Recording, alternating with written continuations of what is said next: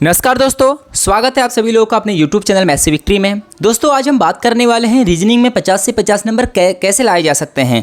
चाहे आप किसी चीज़ का पेपर दें, चाहे एसएससी का पेपर दें, उत्तराखंड डीएलएड का पेपर दें, यूपी पुलिस का पेपर दें, चाहे एसएससी जीडी का पेपर दें, हर किसी एग्जाम में रीजनिंग बहुत आवश्यक एक सब्जेक्ट होता है, जहाँ पर आपको फुल से फुल नंबर अगर आपने गेन कर ली तो आपको जो स्कोर होता है बहुत ज़्यादा बूस्ट हो जाता है।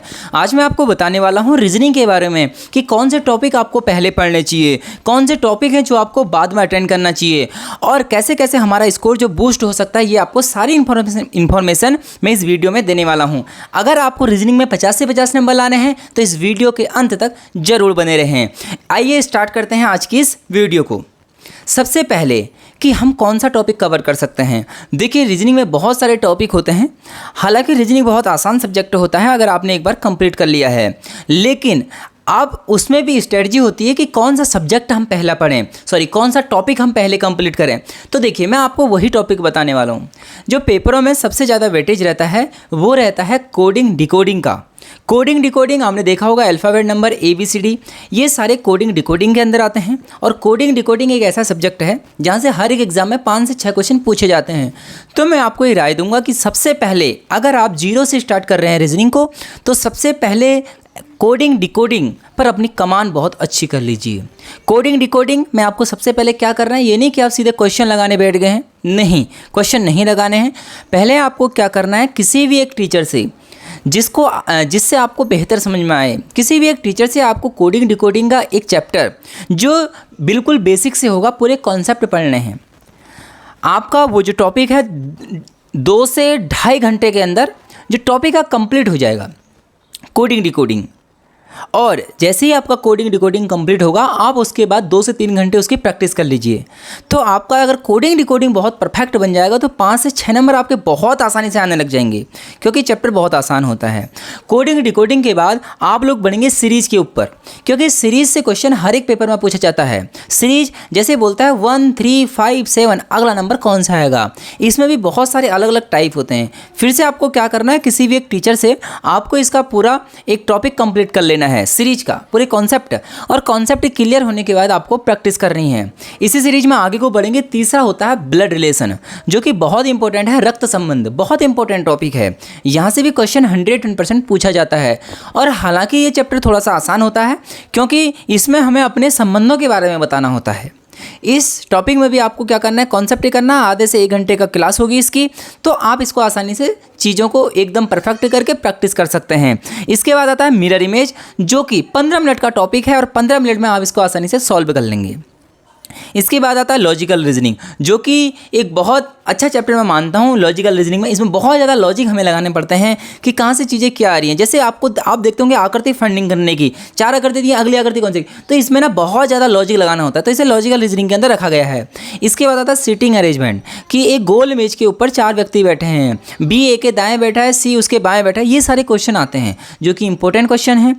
और सीटिंग अरेंजमेंट एक अच्छा टॉपिक है जहाँ पर बच्चों को दिक्कत आती है। तो पहले मैं आपसे यही कहूँगा कि इसका जो बेसिक कॉन्सेप्ट हैं सारे आप तैयार कीजिए, कॉपी बनाइए।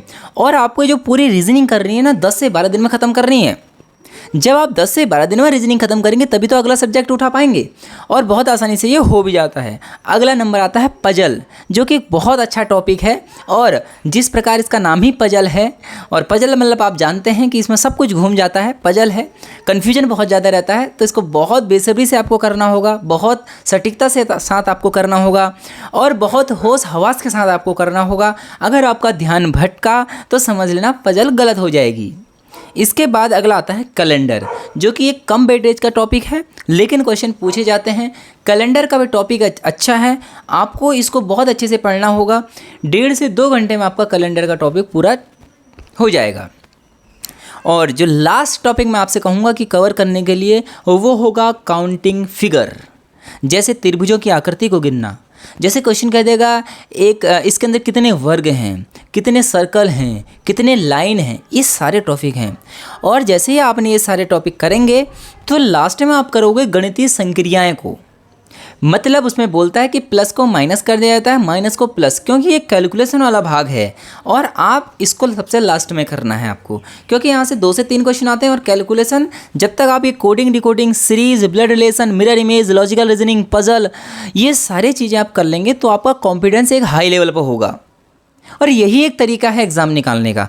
पहले आप कोई भी 2 सब्जेक्ट पर कमान कीजिए, अगर आपका वहाँ स्कोर बूस्ट हो गया तो तीसरे और चौथे सब्जेक्ट को आप आसानी से सॉल्व कर सकते हैं।